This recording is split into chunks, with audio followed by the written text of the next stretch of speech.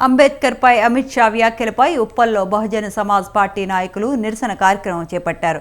BSP అధ్యక్షురాలు మాయావతి పిలుపు మేరకు వారు నిరసన చేశారు.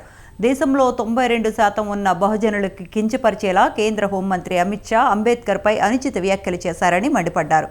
అమిత్ షా దేశ ప్రజలకు క్షమాపణ చెప్పాలని బీఎస్పీ నేతలు డిమాండ్ చేశారు. రాజ్యాంగాన్ని మార్చే ప్రయత్నం బీజేపీ చేస్తోందని, అలాంటి ప్రయత్నాలు మానుకోవాలన్నారు. అమిత్ షా క్షమాపణ చెప్పకపోతే పెద్ద ఎత్తున నిరసనలు చేపడతామని హెచ్చరించారు. ఈ నిరసనలలో బీఎస్పీ రాష్ట్ర ప్రధాన కార్యదర్శి శీలం అనితారెడ్డి, జిల్లా ఇన్ఛార్జ్ గౌడ సుదర్శన్, జిల్లా అధ్యక్షులు రవీందర్ నాయక్, ఎగ్జిక్యూటివ్ మెంబర్ రావిడి జ్ఞానేశ్వర్ పాల్గొన్నారు. అమిత్ షా బాబాసాహెబ్ గురించి అవమానకరంగా మాట్లాడే విషయం అందరికీ తెలిసిందే.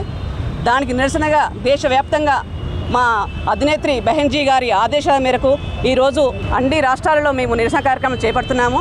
భారత రాజ్యాంగ నిర్మాత, ప్రపంచ మేధావైన బాబాసాహెబ్ గురించి అవహేళనగా మాట్లాడిన కేంద్ర మంత్రి అమిత్ షా రేపు సామాన్య ప్రజల గురించి ఏమీ మాట్లాడాలని మనం ఏమనుకోవాలి. కాబట్టి అమిత్ షాని వెంటనే బర్తరఫ్ చేయాలి.